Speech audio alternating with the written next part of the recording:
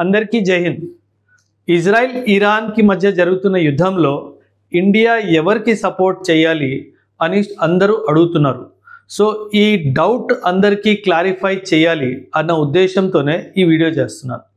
మనందరికీ తెలుసు, ఇజ్రాయెల్కి ఇరాన్కి మధ్య ఆపరేషన్ రైజింగ్ లయన్ అన్న నేపథ్యంలో గొడవలు జరుగుతున్నాయి. ఈ ప్రశ్న అసలు మనకు ఎందుకు వస్తుంది? ఇండియా ఎవరికి సపోర్ట్ చేయాలి? ఇందాక ఒక గూగుల్ సెర్చ్ కొట్టా. గూగుల్ సెర్చ్లో how Israel helped India in అనగానే Kargil war, operation Sindoor, 71 war, 62 war, how many times Israel supported India, does India support Israel, ఇలాంటి స్టేట్మెంట్స్ వచ్చాయి. ఈ పేజ్లోనే మనకు ఆన్సర్ వచ్చేయాలి. ఇజ్రాయెల్ మనకి ఎప్పటికీ ఒక ఫ్రెండ్ లాగే ఉంది.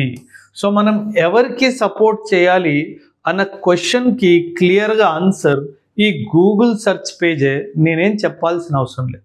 బట్ ఫర్ యువర్ ఇన్ఫర్మేషన్, అందరి ఇన్ఫర్మేషన్ కోసము చిన్న ఇన్పుట్.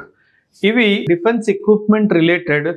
మనం ఇజ్రాయెల్ నుంచి ఏవైతే ఇంపోర్ట్ చేస్తున్నామో, Barak air defence missile, Heron UAVs, ఇక్కడ హరాప్ యూఏపీ గురించి మాట్లాడారు. ఈ హరాప్ యూఏవీ మనము ఆపరేషన్ సింధూర్లో కూడా వాడాము. Spider missiles, Tavor rifles, very very specialised equipment. Diplomatic ally మనకు యునైటెడ్ నేషన్లో కశ్మీర్ ఇష్యూ మీద మనకి ఎప్పుడు సపోర్ట్ చేస్తూనే ఉంది. Firm stance against cross border terrorism. India cross border victim అని కూడా చాలా క్లియర్గా చెప్పింది. 2008 నుంచి ఇండియాతో పాటు అగ్రికల్చరల్ టెక్నాలజీ, మనము ఈరోజు డ్రిప్ ఇరిగేషన్ సిస్టమ్ వాడుతున్నాం కదా, ఇది కూడా మనకి ఇజ్రాయెల్ నుంచే వచ్చింది. వాటర్ సొల్యూషన్స్ రాజస్థాన్లో, గుజరాత్లో, మహారాష్ట్రలో, ఇలా మరెన్నో రాష్ట్రాల్లో వాటర్ ప్రాబ్లమ్స్ ఉన్న ఏరియాస్లో మనం ఇజ్రాయెల్ నుంచి టెక్నాలజీ తెచ్చుకొని వాటర్ని ఎలా కన్జర్వేషన్తో వాడాలి, వాటర్ని ఎలా జాగ్రత్తగా వాడుకోవాలి అన్న విషయం మీద మనకు సపోర్ట్ చేస్తుంది. స్టార్టప్ టెక్నాలజీ, ఏఐలో, cyber security, robotics and space టెక్నాలజీలో కూడా మనకి ఎంతో సహాయపడుతుంది. అదే కాదు, మనందరికీ తెలియని విషయము, కోవిడ్-19లో ఫస్ట్ ఆఫ్ ఆల్ మనకి oxygen concentrators, PPE kits provide చేసిన ఏకైక దేశం ఇజ్రాయెల్. చూడండి ఎలా 1948 ఇజ్రాయెల్ ఎస్టాబ్లిష్ అయినప్పటి నుంచి ఇప్పటి వరకు ప్రతి విషయంలో ఇండియాకి ఒక ఫ్రెండ్లా నిలిచింది ఇజ్రాయెల్. నెక్స్ట్కి వచ్చేస్తే ఇరాన్ విషయంకి వద్దాము. ఇరాన్ ఇండియాకి ఇంపార్టెంట్, కానీ ఇరాన్ కోసం మనం ఏమేమి చేసామో, ఇరాన్ మనకేం తిరిగి చేసిందో ఇది కూడా చెప్తాను. US imposes sanctions against Indian petrochemical company for clandestinely purchasing Iranian oils.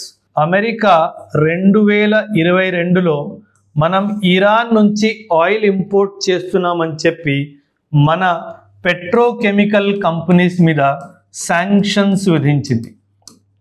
మనం ఏమన్నామంటే, we are an independent country and we will buy oil from Iran. మనం 2024లో ఇరాన్ నుంచి $86 మిలియన్ వర్త్ ఆయిల్ ఇంపోర్ట్ చేసుకున్నాం. ఇదే కాదు, ఇరాన్లో ఇండియా ఒక మేజర్ పోర్ట్, చాబహార్ పోర్ట్ అని ఒక పోర్ట్ కూడా మనం కన్స్ట్రక్ట్ చేస్తున్నాం.